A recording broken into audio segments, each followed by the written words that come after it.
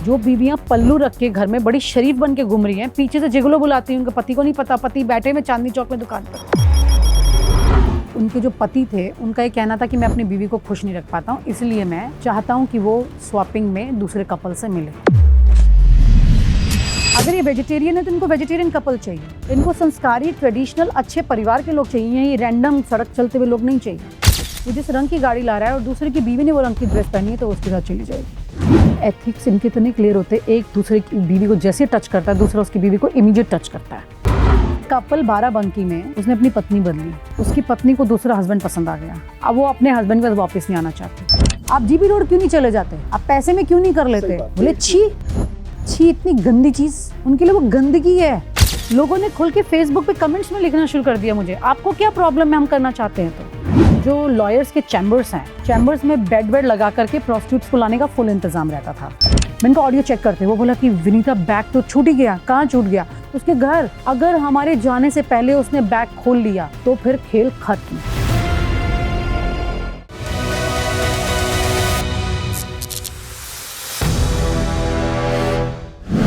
नमस्कार दोस्तों, 1960 और 1970 के दशक में यूरोप में एक सेक्सुअल रेवोल्यूशन चल रहा था। क्या था ये रेवोल्यूशन? इस रेवोल्यूशन में जो भी मैरिड कपल थे उन्हें लगने लगा कि हम अपनी शादी से काफी बोर हो गए, तो कुछ नया किया जाए। और यहीं पर यूरोप में एक तरह की पार्टीज का चलन शुरू हुआ। इन की पार्टीज में लोग अपनी अपनी गाड़ी की चाबी एक जार में रखते थे।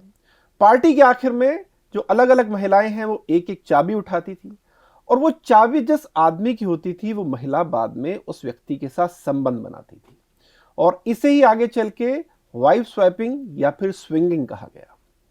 तो आप देखिए कि इतने साल पहले चलन शुरू हुआ, लेकिन आज हमारे साथ एक ऐसी शख्स मौजूद हैं जिन्होंने इस पूरे मुद्दे पर एक बेहतरीन किताब लिखी है। और हैरानी की बात यह है कि जिस वाइफ स्वैपिंग के इस चलन की हम बात कर रहे हैं वो शहरों के साथ साथ गांवों में या कहें कि छोटे कस्बों में उतना ही शिद्दत से चलन में है। इन्होंने 15-20 साल पहले इस पूरे मामले पर गहन रिसर्च की, बहुत सारे केसेस को स्टडी किया और उसके बाद ये किताब ये बाजार में लेकर आई। और कहने में कोई हर्ज नहीं है कि किताब आते ही बेस्ट सेलिंग लिस्ट में शामिल हो गई। तो स्वागत कीजिए लेखिका और रिसर्चर विनीता यादव का। Thank you so much Vinita, बहुत बहुत स्वागत आपका। Thank you. विनीता, पहले तो इस बात के लिए आपको बधाई कि एक इतने कह सकते हैं कि टैबू टॉपिक पे आपने किताब लिखी, और वो भी एक लड़की और महिला होने के नाते, और वो भी आज से 15-20 साल पहले आपने रिसर्च की, जब और सोच पाना बड़ा मुश्किल है। तो पहले तो ये बताइए कि ये ख्याल कैसे आया कि हाँ यार ये ऐसा टॉपिक जो जैसे लोग परहेज करते हैं, जिसके बारे में शायद बात करना सुनना पसंद नहीं करते, नहीं मुझे इसकी तह में जाना है। जाहिर सी बात है, क्योंकि मैं इन्वेस्टिगेटिव जर्नलिज्म में रही हूँ शुरू से। तो जब मैं अलग अलग खबरें ढूंढती थी, इस तरह की खबरें ढूंढती थी जो कि शॉकिंग फैक्टर होते थे, ठीक है, जिसमें स्पेशली ये होता था कि ना सिर्फ आप उस खबर को ला रहे हैं बल्कि उस तह तक जाएं और ये क्यों निकल के आ रही है चीज़, ये भी पता करके बताएं। जैसे एक छोटा सा वाक्य एक बार हुआ था, मुझे पता लगा एक लड़की है जो कि लेस्बियन है, और लेस्बियन आज की तारीख में तो बहुत टॉकेटिव है, लेकिन उस जमाने में नहीं था। बिल्कुल। तो उस वक्त में सुना, पता लगा, मुझे कुछ केसेस भी मिले जिनको उस लड़की ने विक्टिमाइज कर दिया था। She was almost like an accuse. तो वो इतना डिस्टर्ब करती, लड़कियों का दोहन कर रही थी। तो ये लाइन आपको कैसे लगेगी सुनने में? बहुत अजीब। हाँ। तो वो लड़की ऐसा कर रही थी, तो वो जॉब के नाम पर लड़कियों को सेक्सुअली एक्सप्लॉइट कर रही थी। तो मैंने उस लड़की को ट्रैप किया, मतलब प्रॉपर पता लगा कि हाँ किस तरह से ये इसका माइंडसेट क्या है, क्या साइकी है इसकी। तो इस तरह से हम लोग सोशल अलग अलग मुद्दों पर चीज़ें पता करते थे, और इस लड़की को हमें पता लगा कि क्यों ऐसा करती है। She was like muscular type की थी। कैसे कर रही थी ब्लैकमेल, अगर थोड़ा डिटेल में वो बताएं? कुछ लड़की, जैसे उसका किसी से अफेयर हुआ, ठीक है, जैसे एक लड़के का लड़की से अफेयर हो जाता है, हाँ। उस लड़की का लड़की से अफेयर हुआ, वो लड़की भी उससे प्यार करने लगी, दोनों मोहब्बत में हो गई। अब वो दूसरी लड़की को अचानक कुछ वक्त में उसके पेरेंट्स ने बोला कि शादी करो, ये उसको छोड़ना नहीं चाहती है। तो जब वो शादी हो रही है, क्योंकि वो किसी को समाज में बता नहीं सकती कि मैं एक लड़की के साथ इन्वॉल्व हूँ, तो वो अपने पेरेंट्स की मर्जी से आगे बढ़ रही है। पता लगता है कि जैसे इसको पता लगता है उनकी शादी होने जा रही है, तो ये वहाँ पे वेन्यू पे पहुंच जाती है, लड़के की तरह पूरी तबाही मचा रही थी। अरे हाँ, लड़की को इसने डिस्टर्ब करना। अब ऐसे में लड़की डरने लग जाती है दूसरी, तो ये उसे ब्लैकमेल करने लगती है। इस तरह से किसी को बोला कि जॉब की वजह से मैं तुम्हें जॉब दिलाती हूँ, फिर उसके साथ इन्वॉल्व हो जाती थी। इस तरह से 2-3 लड़कियां मुझे पता लगी। और उसके एवज में पैसे मांगती थी? पैसे नहीं मांगती थी। अच्छा, ये सारा खेल प्लेजर का था उस लड़की कि का। तुम शादी करोगी ही नहीं। हाँ, तुम शादी नहीं करोगी, तुम मेरे साथ रहोगी। ऐसी 2-3 लड़कियों को उसने फंसा रखा था। वो लड़कियां अलग अलग, एक मुझे पता चला, फिर दूसरी पता चला, तो आपको फिर यकीन हो गया कि ये लड़की की कुछ मोडस ऑपरेंडी है, कुछ करती है ये ऐसा। ये शॉकिंग फैक्टर था।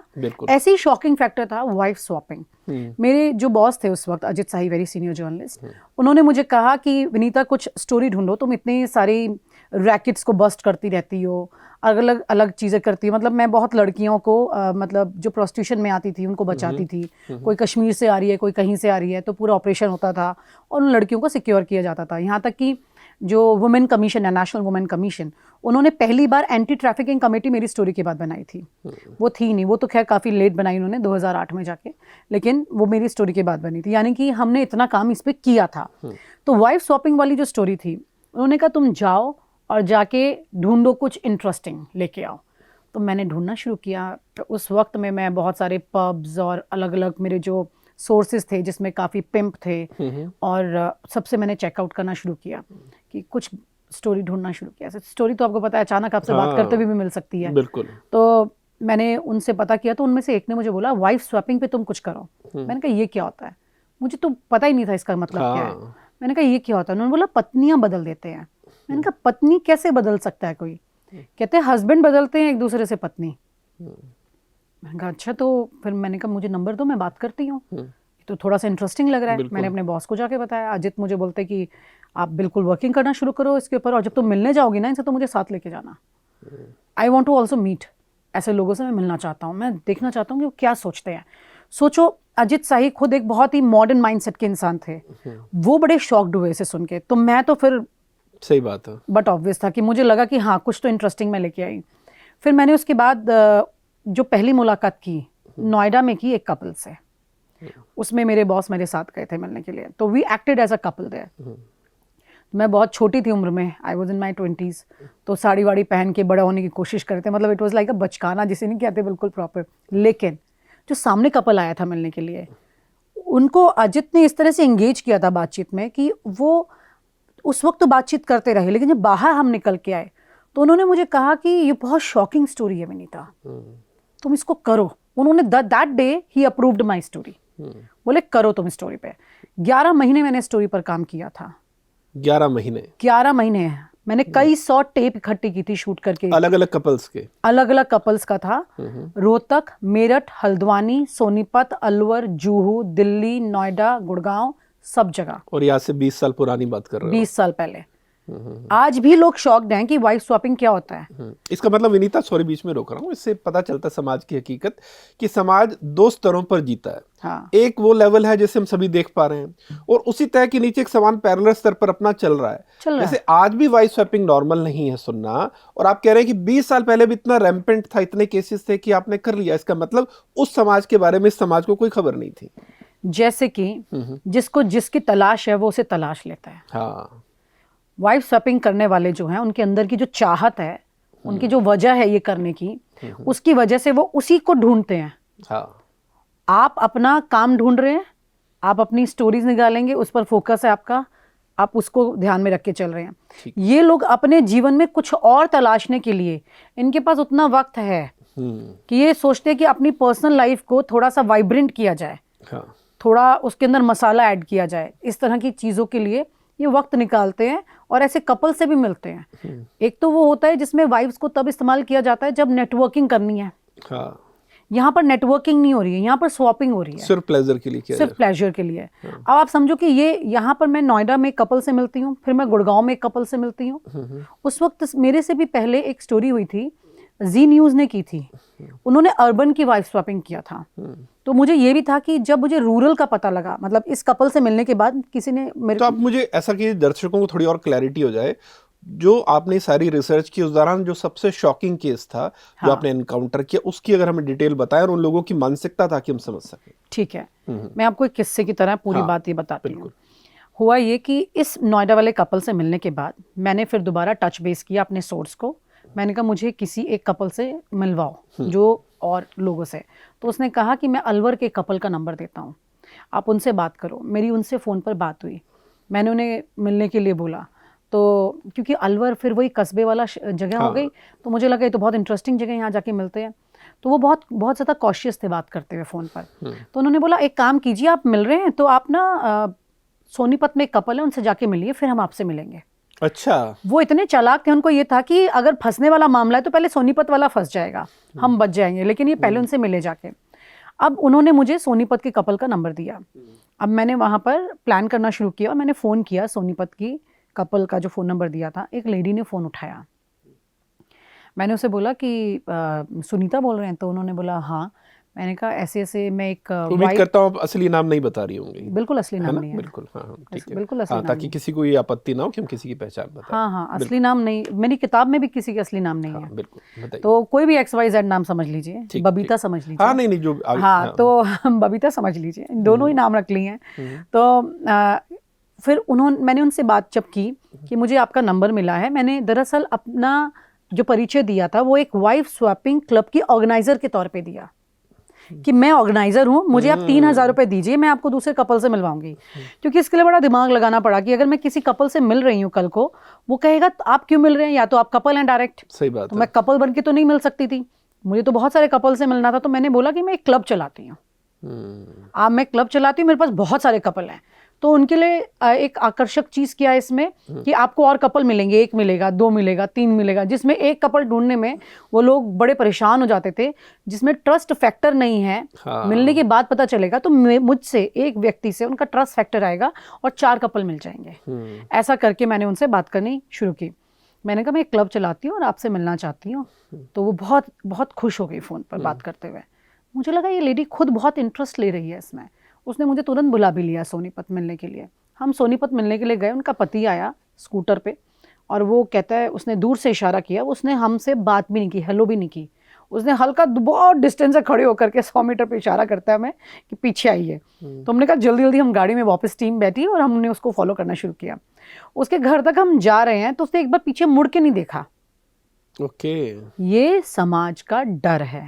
जो भी हो रहा है वो दीवारों के अंदर हो रहा है, बाहर पता नहीं चलना चाहिए। तो उसने मुड़ के नहीं देखा। हम वहां से जा रहे हैं, घाघरा चुन्नी पहन के औरतें बैठी हुई हैं चारपाई पे गली में। बताइए मैं क्यों बता रही हूँ ये, ताकि आपको वहां का समाज समझ में आए। पृष्ठभूमि क्या है? गोबर के उपले लगे हुए हैं, अरे गाय भैंसे बंधी हुई हैं, ठीक है। उसके बीच में से वहां से हम निकलते हुए जा रहे हैं। अब हम उसकी जब घर में जाते हैं तो घर भी जो है, जो एक होता है एक बैलेंस होता है सीढ़ियों का, वो नहीं है, अनइवन सीढ़ियां हैं, बिल्कुल चढ़ने उतरने में भी दिक्कत हो। और एक रस्सी उन्होंने लगाई, रस्सी पकड़ के चढ़ना पड़ रहा है ऊपर। अब गए हैं ऊपर, जैसे उसके घर में हम पहुंचते हैं तो एक बहुत खूबसूरत औरत खड़ी है, इतने लंबे उसके बाल, चोटी बनाई हुई है उसने, और उसने बोला ये मेरी बीवी है। ऊपर वो खड़ावा में मिला, हमसे पहले पहुंच गया था ना, ऊपर खड़ावा में मिला, कहता है ये मेरी बीवी है। तो हमने कहा, मतलब देख के उनको थोड़ा सा मुझे एक शॉकिंग था।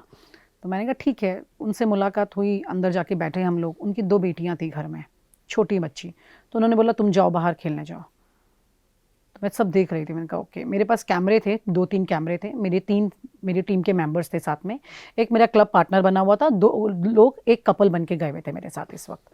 फिर मैं उनसे जब बात करना शुरू किया तो उनकी बीवी जो थी उनको मैंने अलग से बोला कि आप चलिए, क्योंकि वो उसका पति बार बार अपनी पत्नी के बारे में बोल रहा है, इतनी खूबसूरत है, इतनी खूबसूरत है, इसे तो हर कोई मिलना चाहता है, ये तो जिससे भी मिलती है बस पूछो ही मत, इसका नाम ही लेता रहता है। मतलब ये क्या बात हो रही है? ये अपने आदमी प्रोडक्ट बेच रहा होता ना। हाँ, मतलब मुझे थोड़ा सा उस लेडी को लेकर के समझने की एक क्यूरियोसिटी हुई कि क्या ये औरत भी उतनी खुश है जितना ये बोल रहा है। मैं उसके साथ चली गई दूसरे कमरे में, जहाँ पे वो चाय बना रही थी, गैस जमीन पर रखी हुई थी और नीचे झुक के बना रही थी। वो 7 मंथ्स प्रेग्नेंट थी उस वक्त।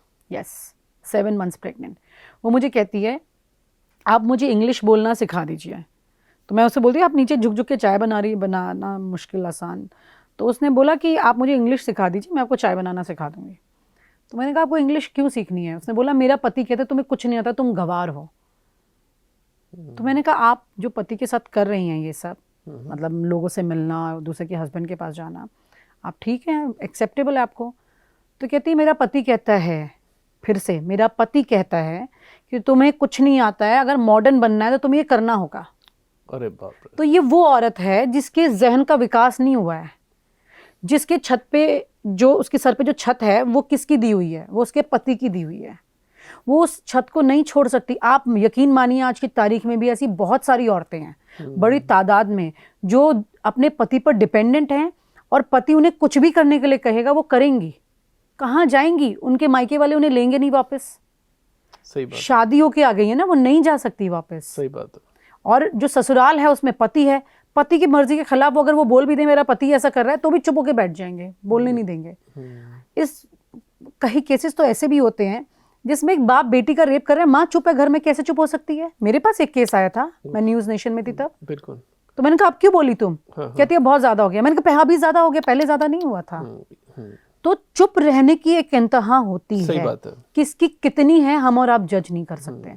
ये औरत अभी उसके अंदर सप्रेशन में चल रही है, अंदर बर्दाश्त कर रही है। जिसकी 2 बेटियां हैं वो तीसरी बार प्रेग्नेंट क्यों है? क्योंकि बेटा चाहिए, उसी बदन से बेटा चाहिए, उसी को बदले में दूसरी भी औरत भी लेके आ रही, बीवी नहीं औरत, फॉर अ नाइट, एक तो रात विनीता, के अगर लिए। यहीं पर एक सेकंड के लिए रुकूं, आप कह रहे हैं कि उसका हस्बैंड उससे कह रहा है तुम्हें अंग्रेजी नहीं आती, तुम मॉडर्न नहीं हो और तुम ये सब करो क्योंकि ये सब मॉडर्न बनने की जरूरी है।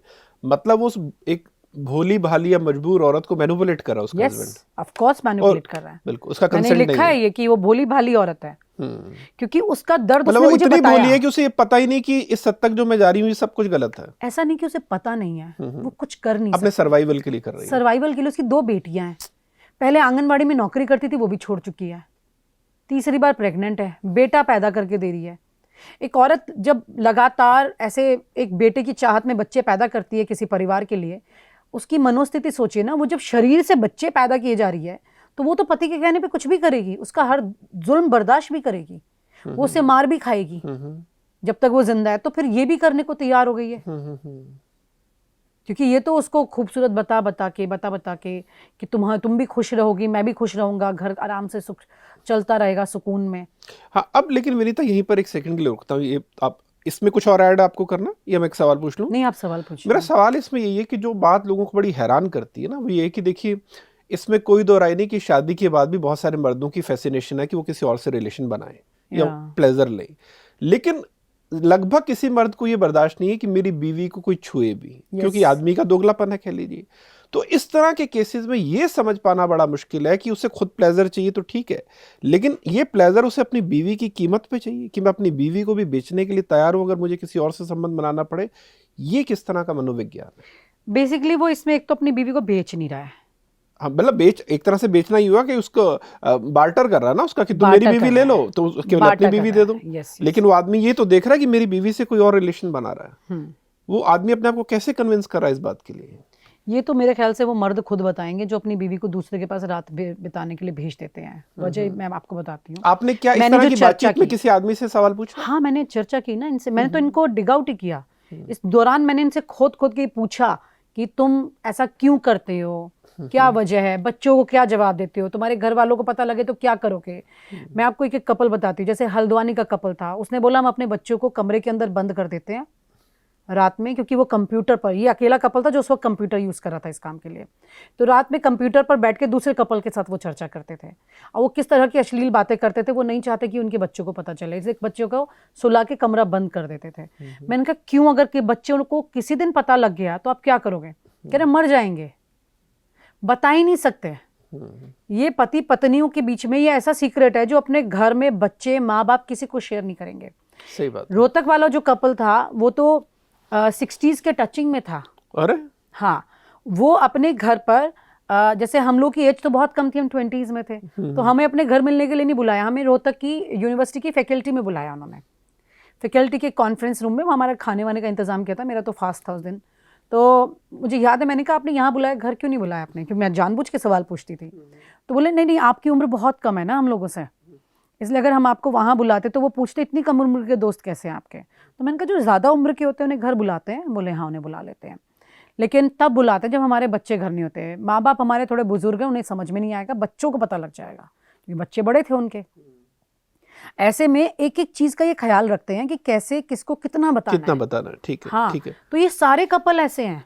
ये अपने परिवार, एक ने बोला कि हम शाम 6 बजे के बाद घर रहते हैं, और कोई भी हमारे घर का बच्चा बाहर नहीं होना चाहिए। मैंने कहा 6 बजे में क्या दिक्कत है? तो बोले ये हमारे घर का रूल है। ये शराफत के पुतले हैं। आपने देखा होगा, मेरी किताब में पढ़ा होगा ये, कि ये लोग नॉन वेजिटेरियन कपल के साथ स्वैप भी नहीं करते।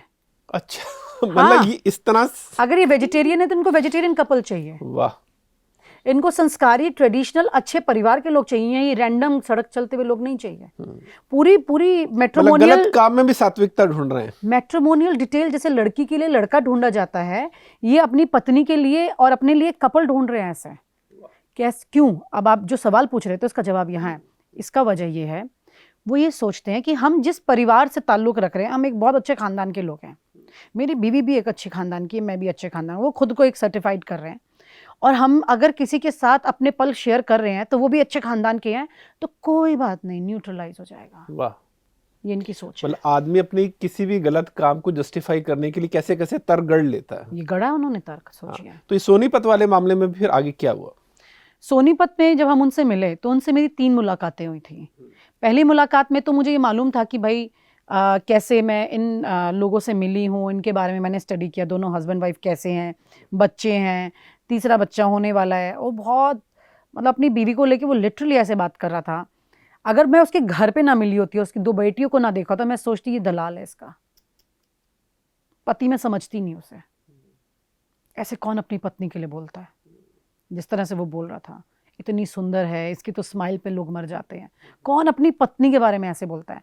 आपने जैसे कहा कि एक अच्छा आदमी ये सोचेगा मेरी पत्नी की तरफ कोई नजर उठा के ना देखे, आप उसको तबाह कर देंगे, आप गुस्सा आ जाएगा। आप कितने शरीफ हैं, आपको गुस्सा आ जाएगा।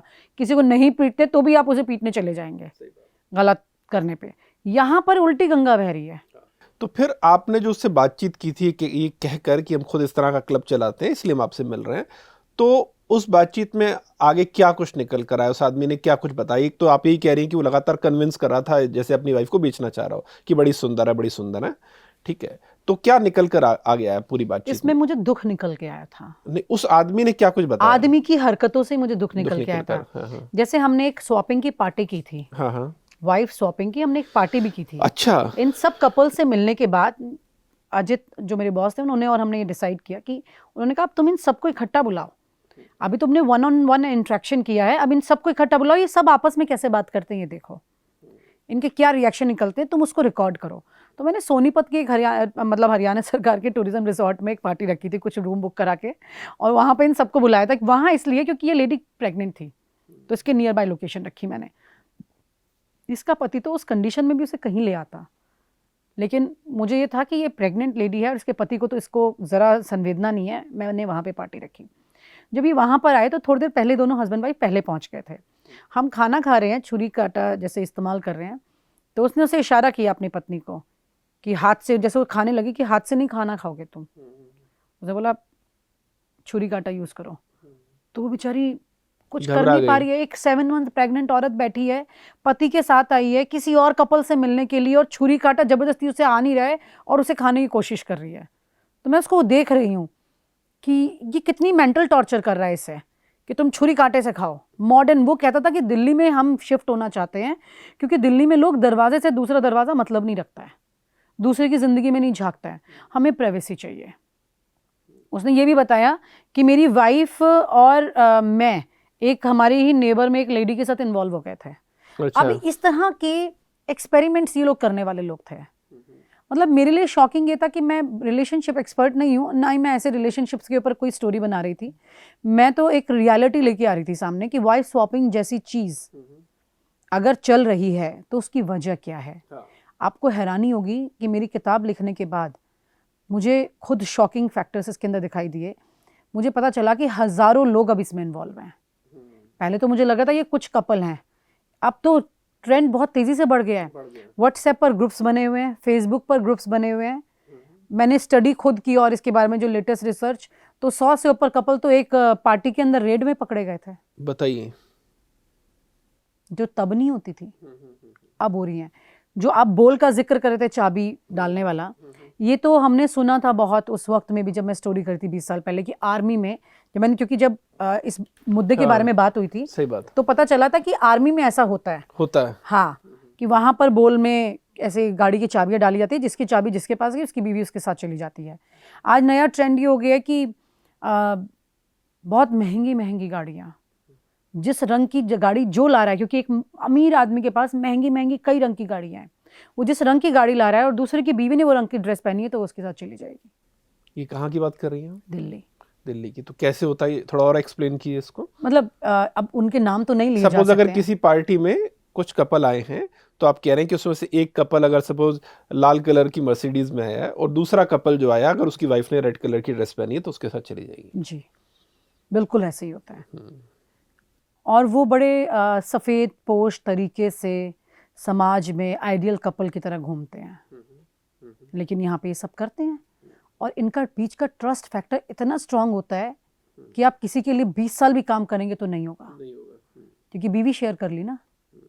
सोचिए इसमें मुझे विनीता एक चीज़ ये समझाइए कि जब हम वाइफ स्वैपिंग की बात करते हैं तो एक चीज़ पहले जहन में आती है कि इसमें कंसेंट है, ठीक है, कि हस्बैंड वाइफ दोनों चाहते हैं और उधर से भी हस्बैंड वाइफ दोनों चाहते हैं, क्योंकि ये टर्म तो तभी इस्तेमाल करना चाहिए कायदे से वाइफ स्वैपिंग जब दोनों तरफ से कंसेंट है। लेकिन आप जिस तरह की बातें बता रही हैं कि कई जगह मैनिपुलेशन भी है, बीवी को डराया जा रहा है या उसे धोखे में रखा जा रहा है, वहां तो फिर वो क्राइम हो गया, कंसेंट तो हुआ नहीं। क्राइम है, ठीक है, आप बिल्कुल ठीक कह रहे हो। हाँ। जुहू का एक कपल था, बिल्कुल साधारण महिला, साड़ी का पल्लू, मैंने ऐसी 2-3 महिलाएं देखी थी जो साड़ी का पल्लू ऐसे साइड में लगा करके आ रही है मिलने के लिए। क्या था उसमें? वो लेडी आई मिलने के लिए, उसने पहले दिन मुझे टाइम दिया जुहू में मिलने के लिए, लेडी ने नहीं, हस्बैंड ने। तो पहले दिन वो आए नहीं, अगले दिन मैं फिर जाके बैठी हुई थी वहीं पर जो टेबल लगी होती है, मैं देख रही हूँ लेफ्ट राइट कहाँ से आएंगे। तो एसटीडी बूथ था वहाँ पे, 20 साल पुरानी बात है ना, तो एसटीडी बूथ था, वहाँ पे एक बंदा फ़ोन पे बात कर रहा है, उसने मुझे फ़ोन करके बोला मैं आ गया हूँ। तो जब मैं फ़ोन पे बात करी तो मैं नज़र दौड़ाई तो देखा एक लेडी खड़ी हुई है, बिल्कुल बेचारी सी हालत में, टेंशन में, ऐसे पल्लू लेके ऐसे घुमा रही है हाथ में, जैसे उन्होंने घर की जो रिश्तेदार औरतों को आप देखोगे टेंशन में बेचारी दिख जाती हैं। तो मैंने कहा ये 100% यही कपल होगा। तो मैं समझ गई। वो आई, जब बात करना शुरू किया, उस लेडी ने बताया कि ये आदमी अपनी इस आदत की वजह से बार बार मुझे ले जाता है, मैं लोगों के पाँव पकड़ लेती हूँ रोक कर के मुझे हाथ मत लगाना, ऐसे भीख मांगती हूँ। तो मैंने कहा कब तक बचती रहोगी, बोलती क्यों नहीं हो अगर तुमको प्रॉब्लम है तो। भाई मैं तो ऑलरेडी क्लब की तरफ से ही मिल रही हूँ ना बन के, तो मैं ज़्यादा तो सफाई नहीं दे सकती, मैं तो उससे क्वेश्चंस कर रही थी एक जर्नलिस्ट की तरह, वो बैलेंस बनाते हुए। तो मैंने कहा बोलती क्यों नहीं हो फिर आप, ऐसे तो आज हम आपसे मिल रहे हैं, कल कोई और मिलेगा, हम तो चलिए आपकी बात समझ रहे, कोई और तो नहीं समझेगा। कहती है लोगों को मैंने रिक्वेस्ट की, उन्होंने मुझे एक को तो मैंने भाई बोल दिया कि मुझे हाथ मत लगाना, सोचो। तो उसने बोला कि मेरे घर में 2 बेटियां हैं और जिस दिन ये मेरे घर ले आया उस दिन मैं इसका मर्डर कर दूंगी। हो गया ना क्राइम। केजी बालकृष्णन पूर्व मुख्य न्यायाधीश, उन्होंने मेरी किताब का फॉरवर्ड लिखा है, उन्होंने किताब लॉन्च की। उनसे जब मेरी चर्चा हो रही थी इस पर तो उन्होंने यही कहा कि ये जो केसेस हैं ये इतने क्लियरली ओपनली नहीं आते सामने, लेकिन जब ये कोर्ट में या क्राइम में पहुंच कन्वर्ट हो जाते, कोर्ट जाते, तब अंदर से निकल के आती है चीज़ें, तब पता चलता है ये वाइफ स्वैपिंग इन्वॉल्व था। कहते ये क्राइम पे जाके एंड होती हैं चीज़ें, जहाँ पर कॉन्फ्लिक्ट्स हो जाते हैं। आपने एक और इंटरव्यू में भी इस बात का इशारा किया था कि जो आरुषि वाला मामला था उसके बैकग्राउंड में, उसकी पृष्ठभूमि में भी यही सब था। हाँ बिल्कुल। अगर आप कंफर्टेबल हो थोड़ी डिटेल बताएं उसमें। मतलब मैं बहुत ज़्यादा, क्योंकि मामला जो है कोर्ट में चल रहा है, सारी चीज़ें, तो उसमें जो मेरी जानकारी उसी मैटर को कवर करने वाले पब्लिक फोरम में जानकारी है। हाँ। जो एक सीनियर जर्नलिस्ट जो कि लीगल के ही हैं और उन्होंने इस मैटर को कवर किया, उन्होंने मेरी बुक में एक पोर्शन लिखा भी है। तो उसमें उन्होंने मुझे बात बताई थी कि नुपुर तलवार ने खुद अपनी टेस्टमनी में ये लिखा है, ये इस बात का जिक्र किया है। तो पॉइंट ये है कि अगर ये, अब उसको 1 मिनट के लिए जो ऑफिशियल है चीज़ उसको हटा दीजिए, मैं अपना अनुभव बताती हूँ। आरुषि केस में ये चीज़ मैंने सेंस की थी। कैसे सेंस की थी? जब ये मैं स्टोरी कर रही थी उसके बाद आरुषि केस हुआ था, तो जब मैं आरुषि केस कवर करने के लिए गई थी खुद, तो मुझे ये लगा था कुछ यहाँ पर फिशी है। जैसे कपल्स का जिक्र आ रहा था, मैं नोएडा के कपल से मिल चुकी थी, गुड़गांव के कपल से, दिल्ली से मिल चुकी थी। अच्छा, नोएडा और गुड़गांव में ज़्यादा थे क्या ना, ये वो सिटीज़ हैं जो नई इस्टेब्लिश हुई हैं। जो पुरानी सिटी वाली जगह मिलेगी ना, वहाँ कम मिलेगा, वहाँ सब एक दूसरे को जानते, इतना खुल के चीज़ें होती नहीं हैं। यहाँ ये न्यू सिटी इस्टेब्लिश हुई, कोई एक दूसरे को इतना पहचानता समझता नहीं है। जैसे सोनीपत वाला था, उसके अंदर अर्ज बहुत है ये करने की, लेकिन वो ऐसी जगह रहता है जहाँ उस पर नज़र सबकी है, तो बचा बचा के भी हमें अपने घर ले गया। तो हाँ, तो मतलब यहाँ मतलब आप समझिए कि वो वहां से निकलना चाह रहा है, कह रहे बड़े गंदे लोग हैं ये, वो उनको बोल रहा है, कहते बड़े गंदे लोग हैं, दूसरे के घरों में झांकते रहते हैं, मुझे गंदा काम नहीं करने दे रहे। हाँ, मुझे गंदा काम नहीं करने दे रहे, मतलब दूसरों के घरों में झांकते हैं, मेरे घर कोई आ जाता है हर एक पे नजर रखते हैं, ये ऐसे लोग हैं। तो हम दिल्ली शिफ्ट होना चाहते हैं। तो दिल्ली क्यों शिफ्ट होना चाहते हैं? उसकी नज़र में दिल्ली मॉडर्न है। ऐसे ही आरुषि वाला जो केस था उसमें मैंने इस चीज़ को बहुत, मुझे ये चीज़ का सेंस हो गया था। इस स्टोरी को करते करते मैं इतनी चीज़ों की मेरी ऑब्जर्वेशन स्ट्रांग हो गई थी।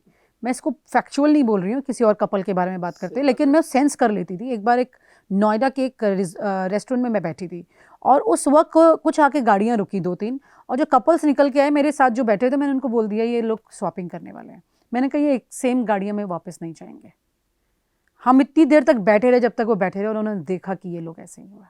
बिल्कुल बिल्कुल। इतना सेंस बढ़ गया था, मतलब मुझे तो डर लगने लगा था कि कोई रिश्तेदार ना मिल जाए, क्योंकि ये चीज़ ऐसी लोगों में मिल रही थी जो बिल्कुल शरीफ अच्छे घर के लोग, का बिलीव नहीं करेंगे। इतना घूंघट औरत का, अंदर पूरा भरा हुआ सिंदूर पहना हुआ है, मंगलसूत्र लटक रहा है, गर्मी में सिल्क की साड़ी पहन के आ रही है वो। बिल्कुल।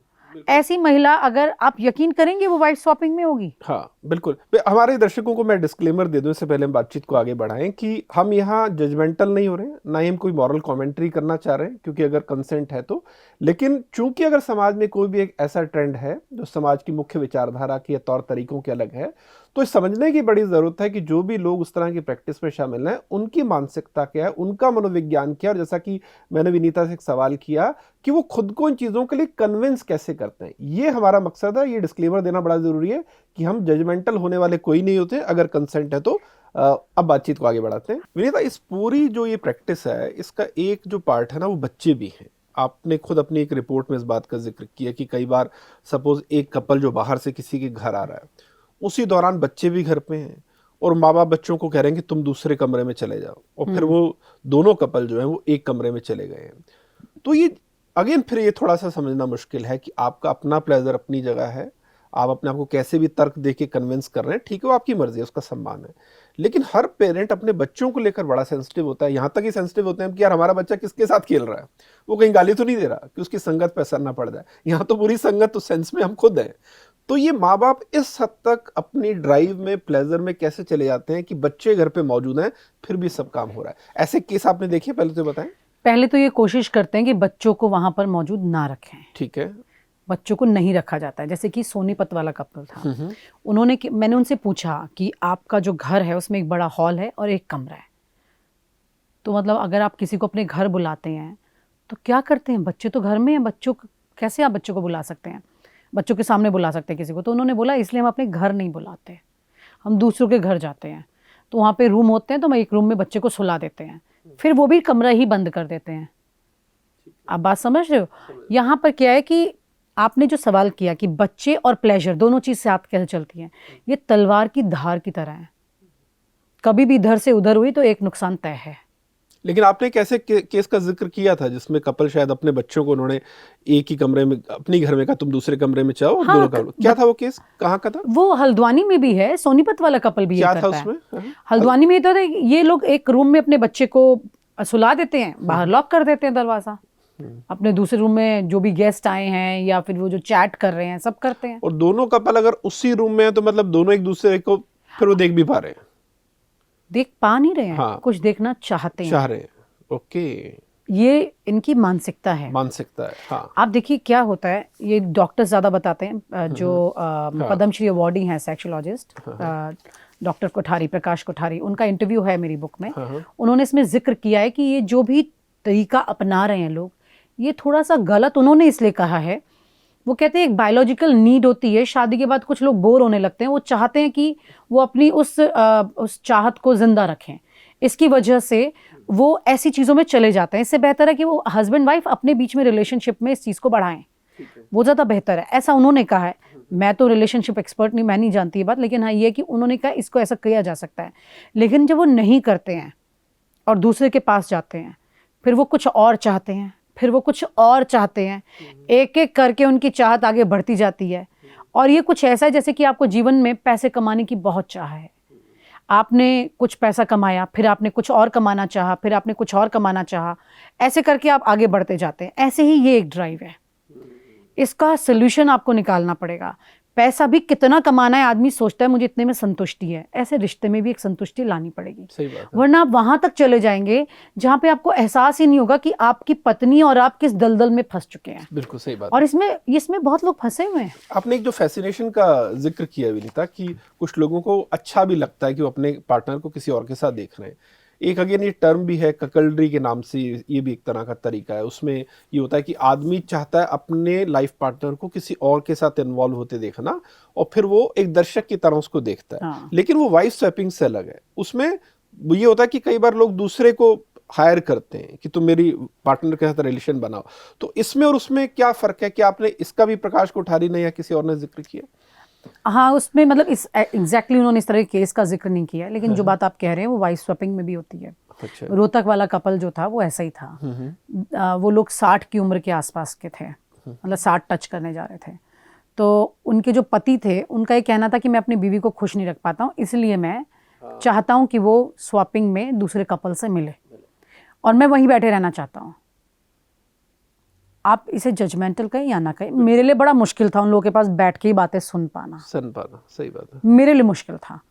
मैंने अपनी किताब में बहुत जजमेंटल तरीके से लिखा है। मैंने सीन वैसी लिखी है, दृश्य पूरे एज इट इज लिखे हैं जैसे थे। मैंने कोई मिलावट नहीं किया, ना कम किया ना ज्यादा किया है। कोई फिक्शन नहीं है, बिल्कुल रियल स्टोरी है। मुझे कई लोगों ने बोला किताब मोटी हो जाएगी, फिक्शन डाल दो। ये रियलिटी फिक्शन से ज्यादा खतरनाक है, तो इसमें अलग से फिक्शन की ऐड करने की जरूरत नहीं थी। तो मैंने इसमें कुछ ऐड नहीं किया है। हाँ, लेकिन मैंने अपने विचार लिखे हैं इसमें। उसकी वजह ये थी कि मैं खुद एक ट्रेडिशनल फैमिली की लड़की हूँ। मैंने ऐसी चीज़ें ना सुनी कभी, मतलब मुझे नहीं मालूम कि ऐसा भी कुछ होता है। जब मैंने देखा तो मेरी मनोस्थिति क्या थी वो मैंने उसमें लिखी है, क्योंकि मुझे खुद एक डॉक्टर की ज़रूरत पड़ गई थी इन लोगों से मिलने के बाद कि ये क्या हो रहा है, ये कैसे लोग हैं, कैसे ऐसा हो सकता है। जब आप खुद दुनिया में वो एक रिलेशनशिप के पहले पड़ाव पे देख रहे हैं, आप देख रहे हैं दुनिया में कि आगे बढ़ेंगे। मैं 20s में हूँ, एक लड़की जो 20s में चल रही है और ये देख रही है कि कपल्स ऐसा करते हैं, तो शादी से तो उसका मन ही उठ जाएगा। तो उसकी मनोस्थिति भी क्या थी आप ये सोचिए ना। मैं भी तो खुद में एक केस स्टडी थी इसमें। अब मैं दूसरे ऐसे केस स्टडीज से मिल रही हूँ जो कि इसमें इतना डीपली इन्वॉल्व हैं कि वो भूल गए हैं प्लेजर में कि रिलेशनशिप खत्म हो चुकी है उनकी। आप डिवोर्स ले लो ना। नहीं, लेकिन क्या अच्छा, इनको मैंने पूछा आप जीबी रोड क्यों नहीं चले जाते? हाँ, आप पैसे में क्यों नहीं कर लेते? सही बात है। बोले छी इतनी गंदी चीज, उनके लिए वो गंदगी है। मतलब ऐसे लोग उनके लिए उतने गंदे हैं। आप और मैं 1 मिनट के लिए ये सोचेंगे कि वो औरत अपने जिस्म का सौदा इसलिए कर रही है क्योंकि उसे अपने घर का पेट भरना है या अपना पेट भरना है। हम 1 मिनट सिंपैथी रखेंगे, ये नहीं रखते सिंपैथी। इनके नज़र में वो गंदी है तो गंदी है, पर ये अच्छे हैं जो अपनी बीवी को बिना कीमत लगाए और जिस्म की मंडी में ले जा करके रख देते हैं और बदले में दूसरी बीवी ले आते हैं। लेकिन विनीता, अगर यहाँ 1 सेकंड के लिए हम इसको उस तरह से पॉज करें इस चीज को, क्योंकि अभी तक की बातचीत से किसी को भी सुन के लगता है यार ये अनैतिक काम है ना, ऐसा नहीं होना चाहिए। लेकिन अगर मैं इसको दूसरे तरीके से देखूं, जैसे आपने कहा कि उनका एक तरह से तो रिश्ता खत्म हो गया, क्या हम इसको अगले स्तर पे ले जाके देख सकते हैं कि क्या जो शादी है मॉडर्न वक्त में, या कुछ लोग वो इस रिश्ते को रीडिफाइन कर रहे हैं? अगर उसको मोरालिटी को साइड में कर दें, रीडिफाइन इस सेंस में कह रहा हूं मैं कि एक वक्त ऐसा भी था शादी नहीं होती थी, वो लोग मल्टीपल पार्टनर रखते थे। साइंस भी कहता है, बायोलॉजी भी कहता है कि जो आदमी है वो जेनेटिकली या जैविक तौर पर वो एक पार्टनर के साथ संबंध नहीं रखता, वो मल्टीपल पार्टनर के साथ रखता है, क्योंकि सालों के उसके अंदर जो है इस तरह के उसकी जीन्स जो बन चुके हैं, इस तरह की प्रैक्टिस वो करता है। शादी आई तो उस सेंस में वो कॉन्ट्रडिक्शन महसूस करता है, क्योंकि वो अभी चाहता है कि और के साथ रिलेशन में, लेकिन शादी उसे कहती है कि नहीं, तुम एक ही आदमी के प्रति अपनी कमिटमेंट दिखाओ। तो ये कॉन्ट्रडिक्शन, ये यूं कहें कि कांस्टेंट प्रेशर आदमी हमेशा फील करता है। तो ऐसे में आपको क्या लग रहा है कि क्या मॉडर्न वक्त में कुछ लोगों ने तरीका अपनाया है कि देखो शादी तो हम इंटैक्ट रखेंगे दुनिया को दिखाने के लिए, लेकिन जो हम अंदर ये जो इनर स्ट्रगल लगातार महसूस करते हैं, या यूं कहें कि स्ट्रगल कह लो, या यूं कहें कि हमारे जो भी फैसिनेशन है या डिज़ायर्स हैं, इसको हम कैसे फुलफिल करें।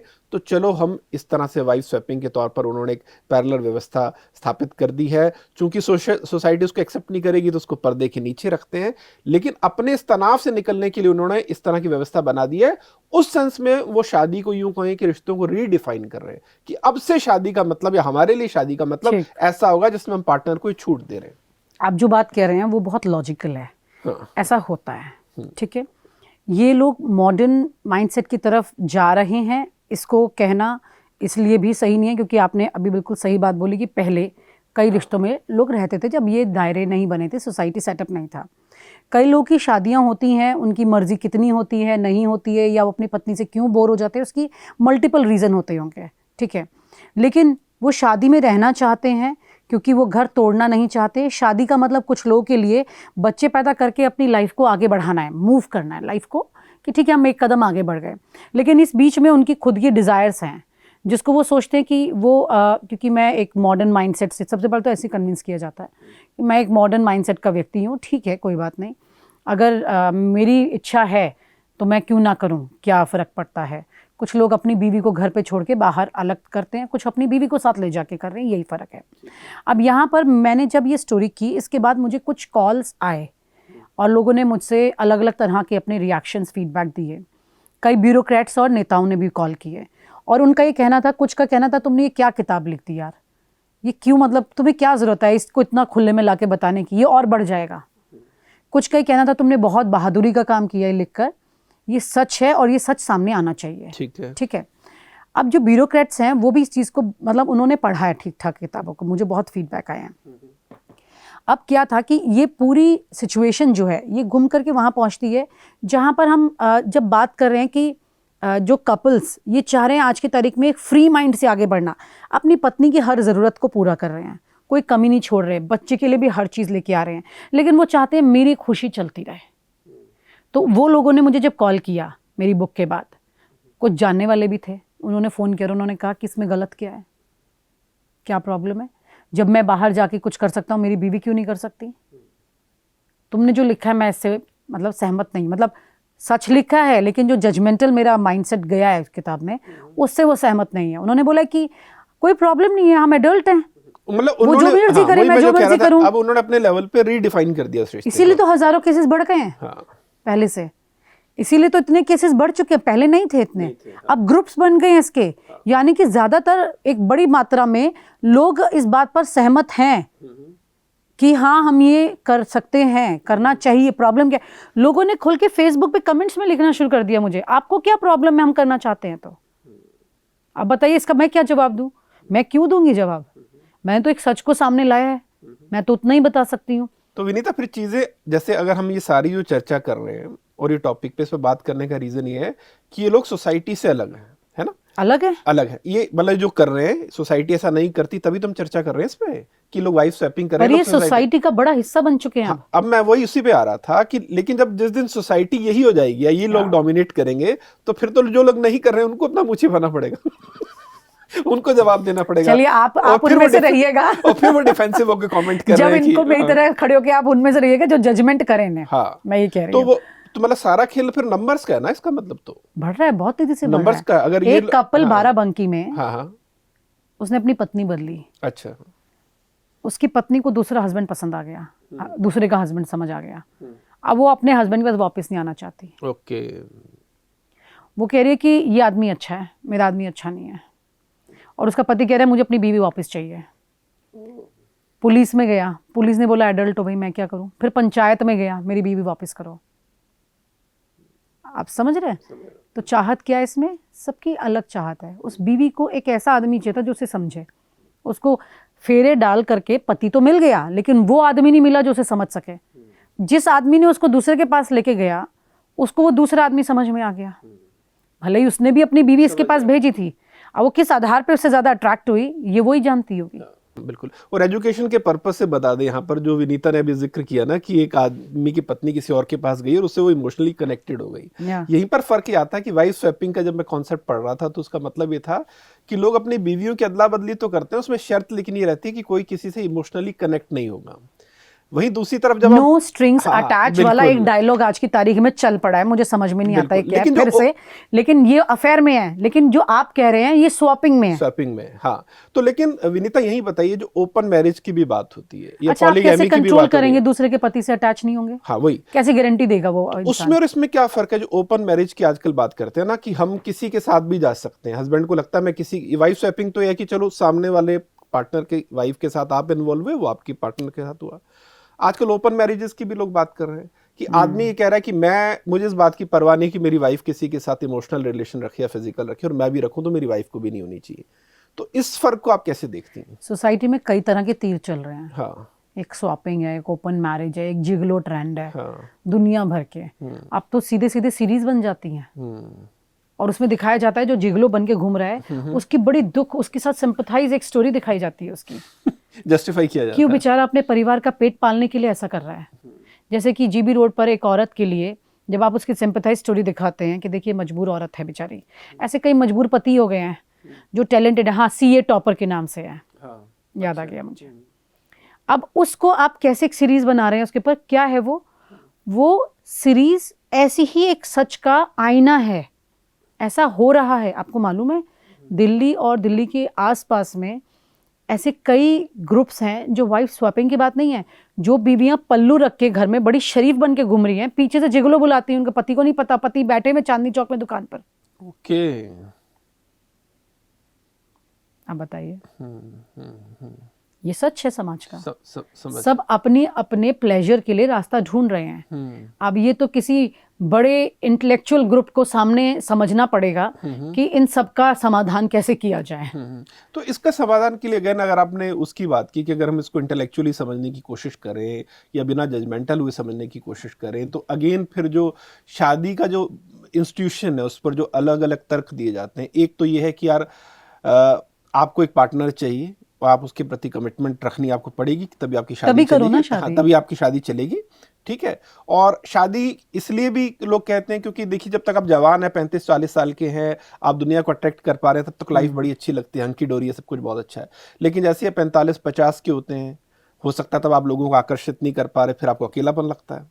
इसलिए लोगों का कहना है कि देखो शादी तो करनी पड़ेगी। लेकिन फिर जिस दौरान आदमी यंग है और जिस दौरान वो जो जिस विरोधाभास की बात की थी कि नहीं यार मैं इस पार्टनर से बोर हो गया तो मुझे कुछ और फन चाहिए, फिर लोग इधर उधर कर रहे हैं, तो ये बड़ी कंफ्यूजन और गड़बड़ है चीज़। आपने बहुत इंपॉर्टेंट चीज बोली। हाँ हाँ। स्वैपिंग के कपल्स की जो एज होती है शुरुआत, जब वो स्वैपिंग में जाते हैं, वो 40 के बाद होती है मेनली। ओके।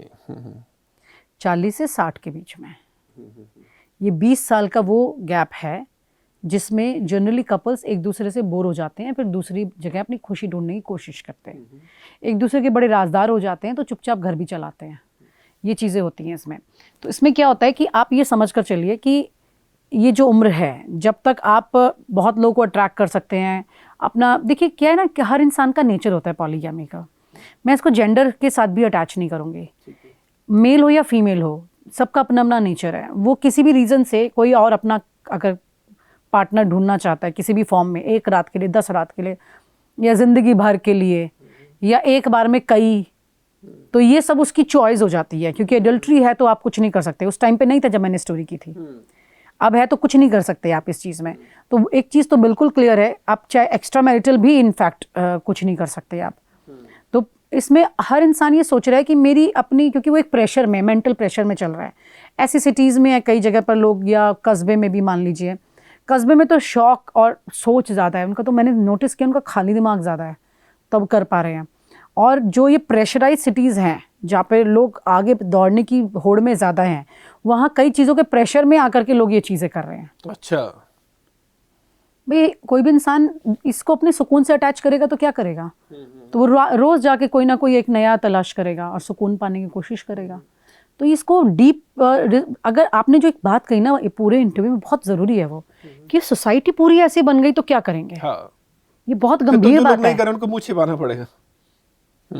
एक टाइम पर लेस्बियन और गे ये सब बहुत कभी कभी सुनने वाली बात थी, आज ये कॉमन फैक्टर हो चुका है। आज आप सड़क पर 2 लड़कों को साथ देखते हैं तो आप क्या सोचेंगे, ठीक है कानून इजाज़त दे रहा है और लोगों ने एक्सेप्ट कर लिया है, बार बार चर्चा में आ गया है तो ठीक है। अब स्वैपिंग भी इतनी बार चर्चा करने के बाद आने लगी और लोगों ने इसको भी नॉर्मल ही कर दिया तो क्या करेंगे, तो ऑब्वियसली वो भी नॉर्मल हो जाएगी कल। फिर कपल्स का साथ में शादी करने का मकसद सिर्फ बच्चे पैदा करना रह जाएगा। दोनों का एक दूसरे के प्रति अट्रैक्शन तो खत्म हो चुका होगा ना, मोहब्बत तो खत्म। अगर वो मोहब्बत करता है अपनी पत्नी से तो किसी के पास क्यों भेजेगा, वो तो खत्म हो जाएगा। तो फिर वो सिर्फ बच्चे पैदा करेंगे, अगली जनरेशन लाएंगे। शादी का मकसद भी कल को वो साबित कर देंगे कि शादी का मकसद ही ये है। ठीक है विनीता, अगली जनरेशन आना। बोल रहे, माफ कीजिए बीच में मुझे एक सवाल आ रहा है, मैं भूल जाऊं इससे पहले, कि आपने सपोज किसी कपल से ऐसा भी हुआ कि जिस दौरान आप अपनी रिसर्च कर रही थी उस दौरान आप मिली और फिर बाद में आप 3 या 4 साल बाद भी उनको मिली, कि आपने कोई ऐसे इस तरह से लंबे फेज में भी किसी कपल के आप टच में रही हैं? मैं सवाल इसलिए पूछ रहा हूँ क्योंकि क्या इस दौरान आपने देखा कि उनके रिश्ते वैसे ही हैं या रिश्ते बदले हैं, या दूसरा अगर ऐसा अनुभव नहीं है तो मुझे ये बताइए कि जब इनमें से आप ज्यादातर कपल के साथ मिली तो आपस में उनके रिश्ते कैसे थे? मैं इन कपल से कई सालों बाद किसी से नहीं मिली थी, लेकिन मैंने इनके बारे में पता किया था। तो they were into wife swapping continuously. सबसे इम्पॉर्टेंट बात थी कि मैं जब इन कपल्स के बारे में सोचती हूँ, इनको नहीं मालूम था मैं जर्नलिस्ट हूँ। ये तो मुझे ऑर्गेनाइजर समझ रहे थे। जब इन्हें पता लगा मैं जर्नलिस्ट हूँ तो इनको बहुत बड़ा शॉक लगा था। इनको लगा कि अब इनकी दुनिया तबाह होने वाली है। तो इन्होंने, एक ने तो चिट्ठी लिख दी थी हल्द्वानी वाले कपल ने, और ये कहा था कि अगर हमारा नाम कहीं आ गया या हमारे किसी को भी ज़रा जिक्र पता लग गया, आपका नाम हम नहीं जानते, मेरा नाम भी बदला हुआ था, आपका नाम नहीं जानते, आपका फ़ोन नंबर लिखेंगे और सुसाइड कर लेंगे हम। ये चिट्ठी उन्होंने लिख दी थी। एक लेडी थी जो कि बहुत बड़े अखाड़े की बहू थी, शी वॉज विडो।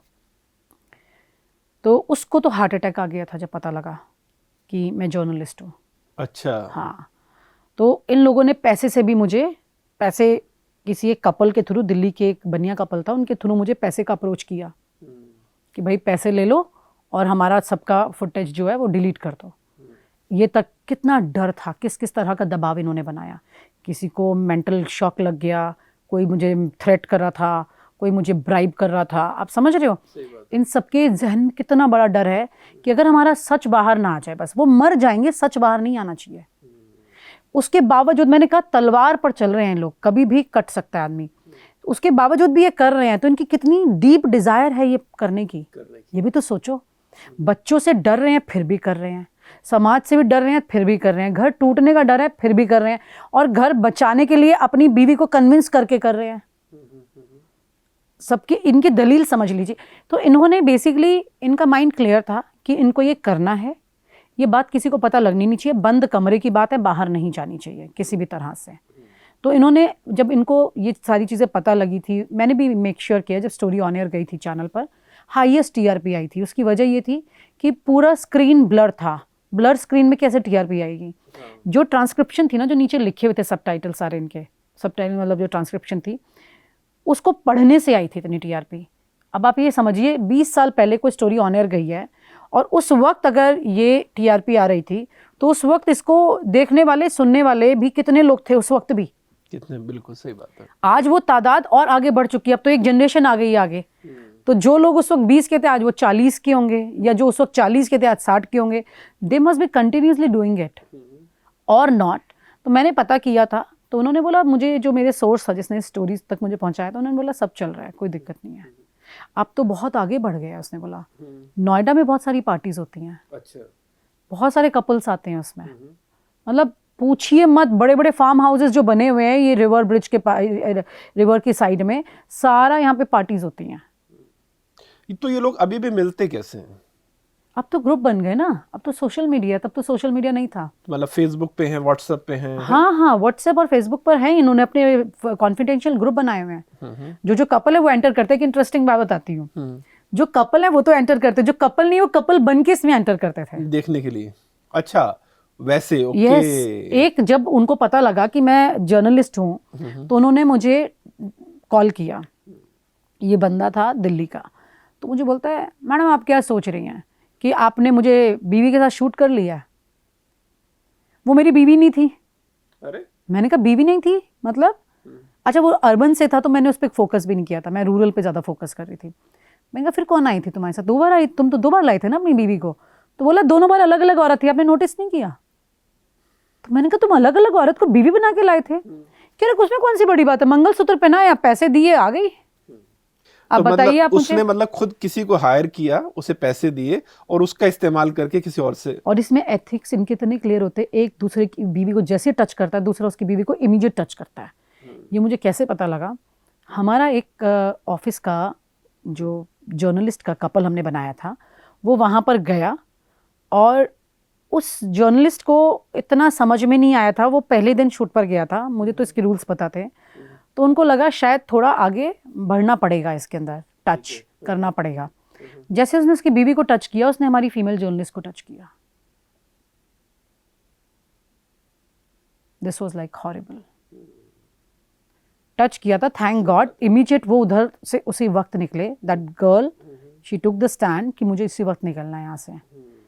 मतलब ये जब मुझे पता लगा था तो बहुत मेरे बॉस के साथ झगड़ा हुआ था इस बात पर कि आपने किसी भी लड़की को नहीं भेजेंगे unless I give the approval now. सही बात है, क्योंकि मैं जान रही हूँ, मैं फील्ड में जा रही हूँ, इनके क्या माइंडसेट है, ये कैसे कर रहे हैं मैं जानती हूँ। तो विनीता ये बताइए, आपने बड़ी अच्छी बात की कि जो आप काम कर रही हैं और पहचान बदल के आपने उस वक्त किया, आप ये कह रही हैं कि मैं तो उस तरह के क्लब से हूँ जिस तरह के कपल्स को मिलवाता है, और आप स्टेक्स भी जान रही हैं कितने हाई हैं, रिस्क भी जान रही हैं कि इनमें से किसी को पता चल गया तो यहाँ पर हो सकता है मेरी जान को भी खतरा हो। हाँ। तो क्या ऐसा कभी हुआ किसी सिचुएशन में आप फंसी कि जिस दौरान बात कर रही है वहां पर किसी को आप पर डाउट हुआ? हाँ, एक बार बड़ी इंटरेस्टिंग चीज़ हुई थी इस केस में। डाउट तो नहीं हुआ था, लेकिन हमारे कैमरा पर्सन ने एक काम किया था।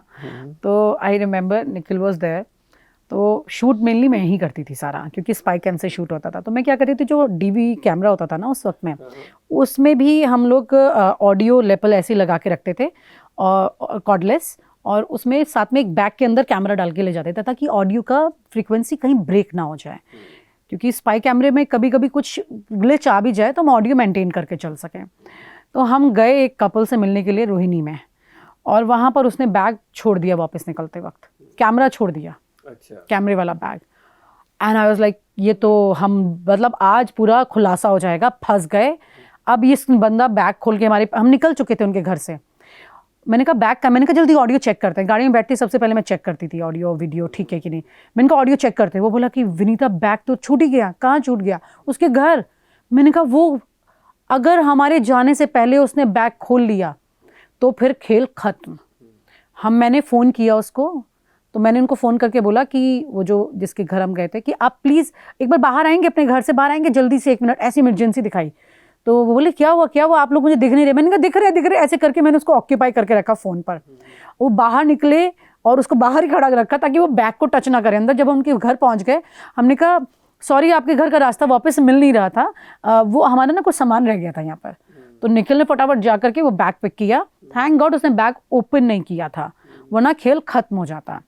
ये तो आपने बड़ा फिल्मी क्लाइमेक्स में बताया, ट्विस्ट बताया फिल्मी। हाँ ऐसे ही होता है, ऑन द टोज रहना पड़ता है, मतलब ऑन द टोज रहना पड़ता है, पूरा ऑन द टोज। अगर आपने दिमाग नहीं लगाया।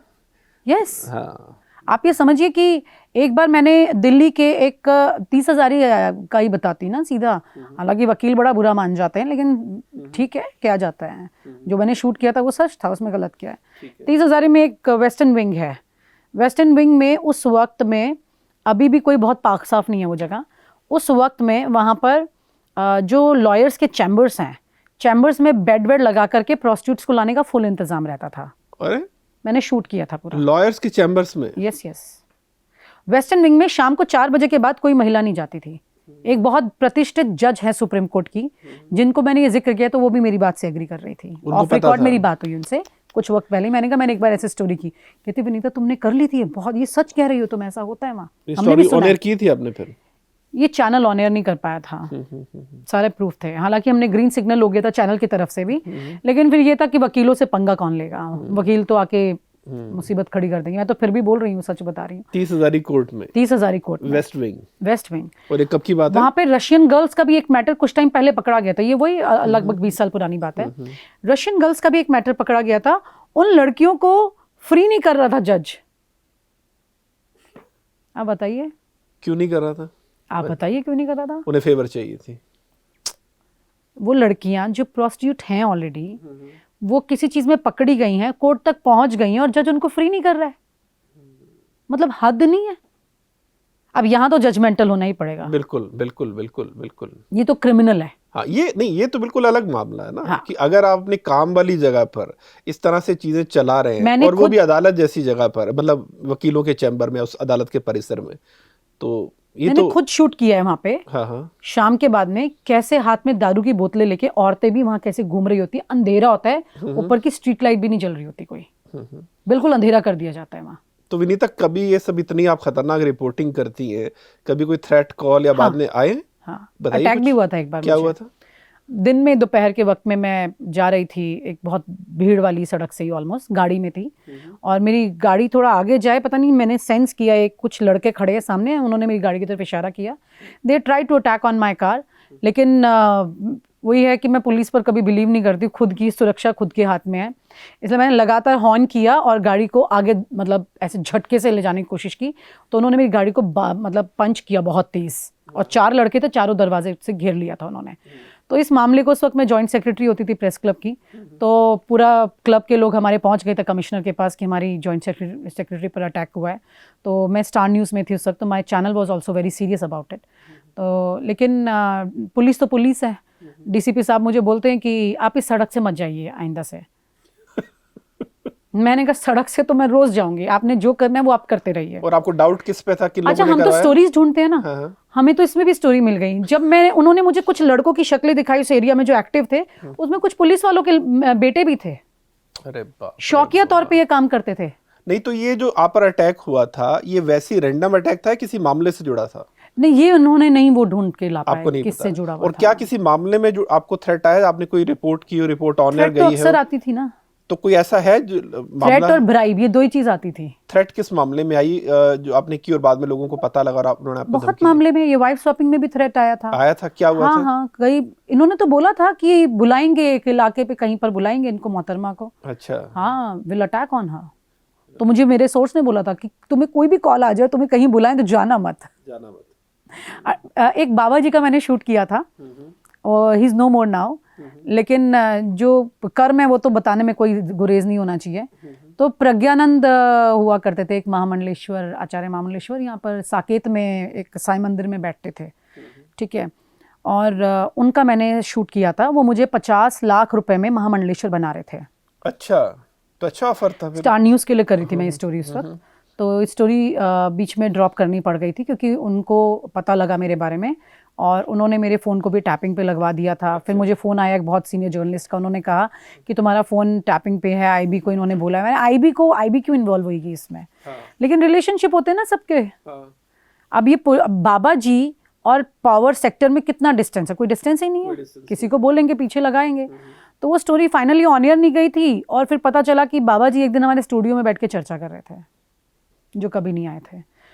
तो ये सब अलग तरह के खेल तो 50 लाख रुपए का ऑफर था आपको महामंडलेश्वर बनाने के लिए। ऑफर तो बुरा नहीं था, पर उसके लिए मुझे महामंडलेश्वर ऑफर बुरा नहीं था। नहीं, साल भर की मैं देहरादून की एक बहुत अमीर महिला बनी थी। अच्छा। रोज मेरे ऑफिस से मुझे खर्चे के लिए BMW मर्सिडीज मिलते थे, रोज गाड़ी में लाती थी। 100 रुपए 200 रुपए लोगों को बांट रही हूँ, भिखारियों को वहाँ पर। ऐसे करके अपना एक सेटअप बनाया गया। उसके माइंड में बाबा जी के ये बताया गया कि मतलब आपको मोटा पैसा मिलने वाला है यहाँ से। मैंने उन्हें बोला देहरादून के राजपुर रोड पर मेरा एक बहुत बड़ा घर है, पेरेंट्स मेरे फॉरेन कंट्री में रहते हैं, तो मैं वो घर आपको दान करना चाहती हूँ। तो राजपुर रोड पे घर होने का मतलब समझिए कितना बड़ा घर और कितना बड़ा पैसा है। तो बाबा जी आ गए लालच में। बाबा जी बोले ओके। बाबा जी ने फिर अपनी गुफा दिखाई अंदर मुझे। गुफा के अंदर महंगे महंगे परफ्यूम रखे हैं, कॉस्टली क्रिस्टल्स रखे हैं। तो मैंने कहा बाबा जी की शौक जब गजब करे, यूरोप गया था, यहाँ से ये लाया, वहाँ से। 80 साल का बाबा था वो। तो आप समझो कि थोड़े टाइम बाद तो वो चले गए ऊपर। तो उनकी एक शिष्य थी, वो तो अभी भी संभाल रही है काम, विभानंद गिरी। तो उन्होंने चेकआउट किया था कि उनको लगा ये महिला कौन अचानक से एंटर कर रही है, कहीं ऐसा ना हो कि मेरे हिस्से को खा जाए।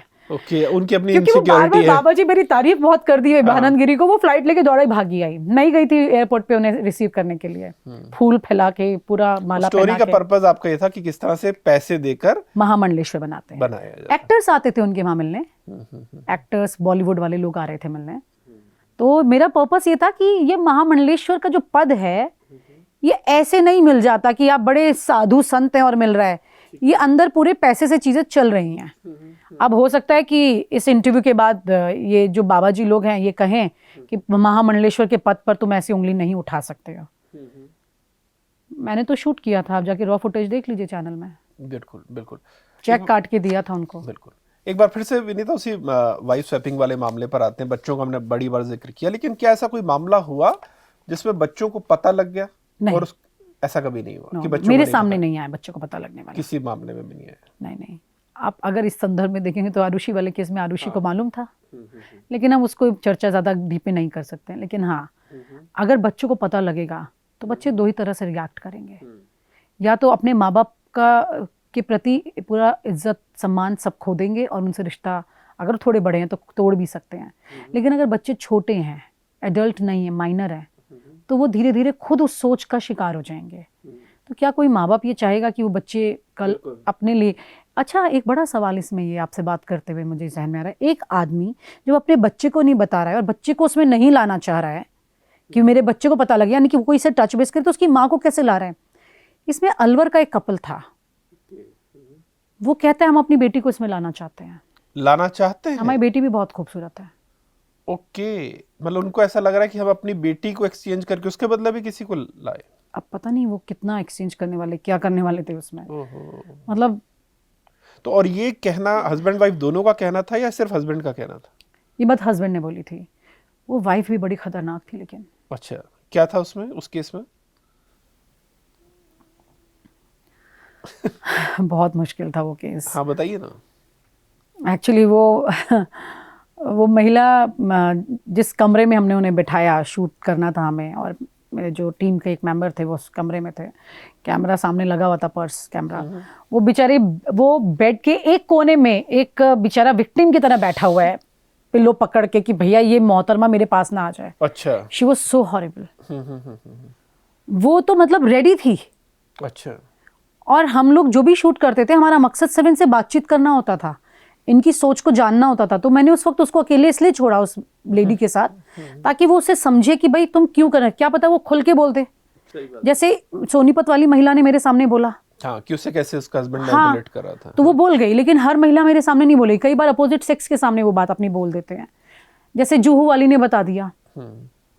तो ये भी शायद कुछ बता दे, क्योंकि ये जब मिली थी हमसे तो हमने अलवर में एक रिजॉर्ट में रूम बुक कराए थे, तो 2 रूम थे हमारे पास, तो हमने 2 रूम में इनको, एक रूम में इनको मिलने के लिए भेजा। हमने पूरा कैमरा वैमरा फिक्स किया हुआ था। तो जब उसका हमने शूट किया तो वो लेडी तो मतलब बिल्कुल ही रेडी बैठी थी। क्या बोला उस महिला ने? नहीं मतलब शी वाज रेडी टू मतलब स्लीप विद हिम। अच्छा, उस सोना चाहती थी उस टीम मेंबर के साथ में। ठीक है। अब वो कह रहा है बाहर आके, क्या ये किससे मिलवाया। मैंने कहा तुम शूट करने आए हो, कि मेरी सोच अलग थी, मेरी टीम मेंबर्स की सोच अलग थी। वो उसको शूट इसलिए कर रहे थे क्योंकि मैं कर रही थी, और मैं इसलिए कर रही थी क्योंकि बड़ी एडवेंचरस स्टोरी थी। एडवेंचरस, मैं इसे एडवेंचर कहूँगी। ये एक नॉर्मल स्टोरी नहीं थी। और मैं अलग अलग तरह की स्टोरीज ढूंढती थी। मतलब मुझे लगता है कि कोई पत्रकार आज की तारीख में भी इस तरह की स्टोरी शूट करके फिर उसके ऊपर बुक लिख के ऐसे बैठ के इंटरव्यू नहीं देगा। सही बात है।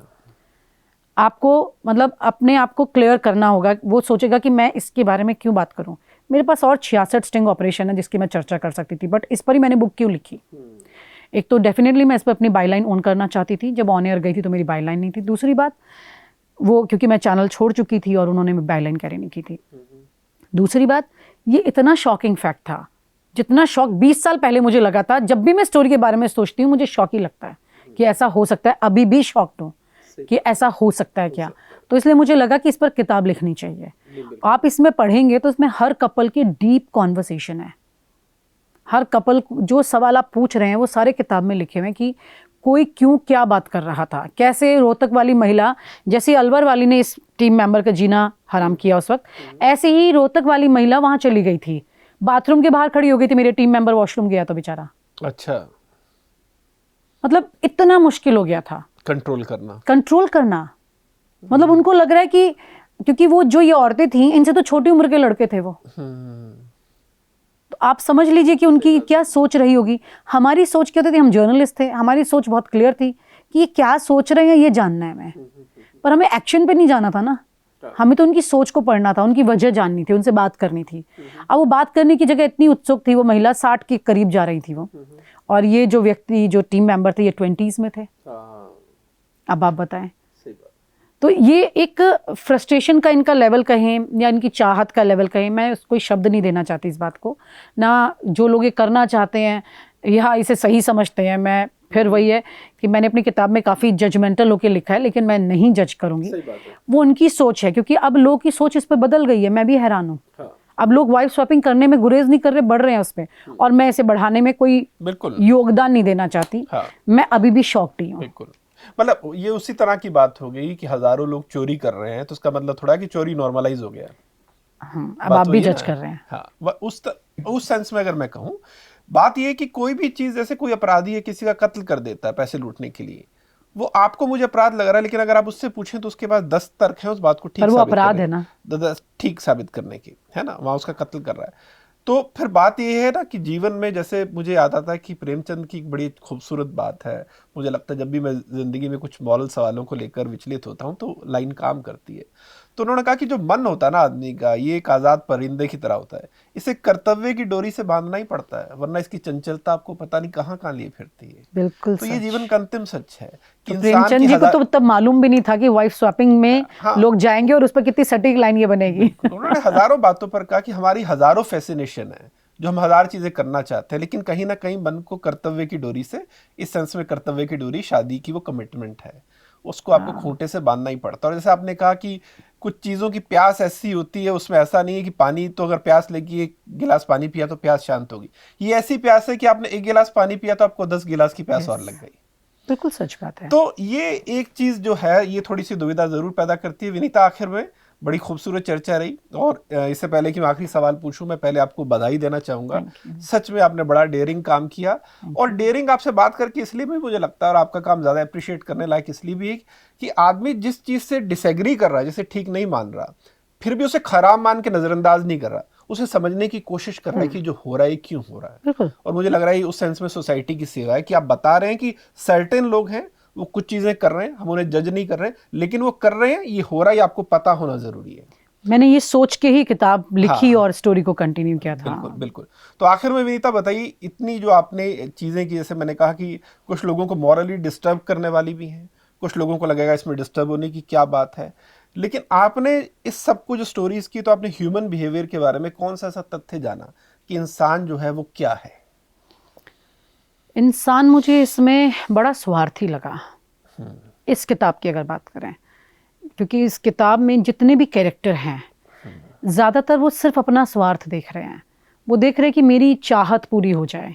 वो अपनी बीवी को, जो बीवी उसके घर की इज्जत है, उसका सम्मान है, उसको अगर ऐसी परिस्थिति में ला रहे हैं कि तुम किसी और के साथ सो जाओ, ऐसी तरीके पे ले जाके खड़ा कर रहे हैं, तो वो इंसान स्वार्थी है। वो कुछ और देख नहीं पा रहा, जबकि उसी की बीवी है वो, उसी के बच्चे की माँ है, उसके घर की बहू है, उसका वंश चला रही है, लेकिन उसके बावजूद वो उसको उस परिस्थिति में ले आए हैं जहां उनकी चाहत पूरी करने के लिए उन्होंने या तो उसे मैनिपुलेट करके खड़ा कर दिया है, या जबरदस्ती लाके खड़ा कर दिया है, या फिर उसके अंदर लालच पैदा कर दिया और उस बिस्तर पे उसे लटा दिया है। लालच भी कर दिया ना कुछ औरतों में। तो मुझे यहाँ पर आदमी थोड़ा स्वार्थी लगा इस कॉन्टेक्स्ट में। मुझे लगता है कि अगर आपको रिश्ता नहीं चलाना है तो आप मत चलाइए, अलग हो जाइए, या आप कम से कम अपनी बीवी को उसमें जबरदस्ती मत लाइए। देखिए, एक पत्नी के खिलाफ जाकर के किसी रिश्ते में जाके भी उसको धोखा देना होता है। अगर आप वो धोखा देने में डरते हैं तो आप सोचते हैं कि मैं अपनी बीवी को इसमें इन्वॉल्व कर लेता हूँ, दोनों बराबर हो जाएंगे। ऐसे नहीं होगा लेकिन ना। अगर बीवी का भी कंसेंट है और उनको लगता है कि हमें इसी तरह का रिश्ता चाहिए, जैसे मैंने कहा, उन्होंने रिश्ते को रीडिफाइन कर दिया कि बीवी कह रही मैं भी खुश हूँ, हस्बैंड कह रहा मैं भी खुश हूँ, और दोनों कह रहे हैं कि हम दोनों खुश हैं, तो सोसाइटी को क्या लेना देना। जैसे मैं कहूँ कि जापान में एक कल्चर आजकल चला है कि जिसे कहते हैं कि स्लीप डाइवोर्स आपने एक वर्ड सुना? उसमें क्या होता है कि हस्बैंड वाइफ अलग अलग बेडरूम में सोते हैं, और उनका कहना है कि एक वक्त के बाद अलग अलग बेडरूम में सोने का मतलब कि दोनों एक दूसरे को प्राइवेसी दे रहे हैं, और इस चीज़ से शादी लंबी टिकती है कि दोनों को अपना एक स्पेस मिल जाता है। अब कुछ लोगों को ये भी गलत लगता है, आपने शादी क्यों की अगर आप अलग अलग बेडरूम में सो रहे हैं, लेकिन उनको लग रहा है इससे अगर हमें मानसिक सुकून बाय कर रहे हैं, हमारा बना हुआ है, तो इसमें किसी को क्या दिक्कत है। तो उन्होंने अपने रिश्ते को उस तरह से डिफाइन कर दिया है। बहुत सारी नई टर्म्स आ गई हैं। शुगर डैडी भी एक टर्म है। 20-20 साल की लड़कियां 60 साल के आदमी के साथ में सारे फाइनेंशियल प्रिविलेजेस लेती हैं और शुगर डैडी बना देती हैं उन्हें। तो आप ये समझिए कि नई नई टर्मिनोलॉजी है ये, जिसमें आदमी ये सोच रहा है कि दुनिया कर रही है तो मैं भी कर लेता हूँ, लेकिन ऐसा होना नहीं चाहिए। ठीक है, अगर आप समाज ऐसा, देखिए हर व्यक्ति से समाज खड़ा होता है, अगर आप समाज में इस तरह की चीज़ को पैदा करें तो वो आगे जाएगी। हम और आप रोक नहीं पाएंगे, हम चर्चा करेंगे, कुछ लोग को सोचने पे मजबूर करेंगे। सही बात है। कुछ हो सकता है कि हमारे इंटरव्यू के बाद में ही सोचे कि हाँ मैं गलत हूँ, ऐसा नहीं करना चाहिए। कुछ कहें कि हाँ ठीक है, तो सब तो कर रहे हैं तो क्या हो गया। सबकी सोच अलग है इसमें। तो मुझे लगता है कि मेरी सोच तो ये नहीं है कि कोई भी इंसान रिश्ते में रहकर उस रिश्ते को ना निभाए। सही बात है। या तो आप रिश्ते में रहिए तो निभाइए, नहीं है तो फिर आप कुछ भी करिए। फिर सही बात है, आप कुछ भी करिए, फिर तो आप एडल्ट हैं, फ्री हैं, कानून इजाजत ऐसे भी दे रहा है वैसे भी दे रहा है, लेकिन आप खुद की आत्मा को क्या जवाब दें ये आपको तय करना है। सही बात है, बहुत अच्छी बात आपने कही। और ये हरी सारी चीज बात में है कि आपके खुद के जो सिद्धांत है जीवन में क्या है। जैसे हम जिंदगी में, सोसाइटी में, अपने आसपास भी बहुत सारे लोगों को देखते हैं, हमारी सोसाइटी में भी हैं जो घरों में मेड आती है। मैं देखता हूँ कि वो लेडी घर पे बर्तन भी साफ कर रही है, पोछा भी लगा रही है, फिर जब इससे टाइम मिलता है तो बाहर जाकर कपड़े भी प्रेस करती है, और फिर उसकी कोशिश है कि अगर किसी को 1 घंटे किसी की घर मसाज किसी बुजुर्ग को चाहिए तो मसाज भी देती है। और ऐसे लोगों की जब मैं ज़िंदगी देखता हूँ तो मैं सोचता हूँ कि कोई इंसान अगर ईमानदारी से जीना चाहता है तो वो हर तरह का संघर्ष और हर तरह की मेहनत करने के लिए तैयार है। और दूसरी तरफ ऐसे भी लोग हैं जिन्हें लगता है कि मैं सिर्फ किसी से अगर 15 मिनट का रिलेशन बना लूँ तो उससे मुझे 2000 या 4000 रुपये मिल जाएंगे, तो वो आसान तरीके से पैसा भी कमा लेता है। तो सवाल आखिर में है कि आप क्या चाहते हैं? क्या आपके लिए ये चीज़ महत्वपूर्ण है कि नहीं मुझे सब नहीं करना, भले ही उसके लिए मैं कपड़े भी धोऊंगी, बर्तन भी धोऊंगी, प्रेस भी करूंगी, सब Yes. कुछ करूंगी, या आपको लगता है कि नहीं मैं 5 मिनट के प्लेजर में 1000 रुपये कमाऊंगा? शॉर्टकट या लॉन्ग कट? तो आपको खुद तय करना है कि आपको कैसी जिंदगी बनानी है। बहुत बहुत शुक्रिया विनीता सो आपकी। मच, थैंक यू और सो मुझे मच। लगता है ये ऐसी चर्चा थी, हो सकता है बहुत सारे लोग एग्री ना करें, हो सकता है हमारे मुंह से भी कुछ गलत बात निकल गई हो, क्योंकि ऐसे मौकों पर राय बनाना, कुछ टिप्पणी करना भी आसान नहीं होता। हमारे मुंह से निकले, लेकिन हमारा इंटेंट किसी को जज करना नहीं था, हमारा इंटेंट इस मामले को समझने का था, और आपने बड़ी बखूबी समझाया अपने अनुभवों से। Thank you so much. Thank you so much. तो इस बातचीत में इतना ही। नमस्कार।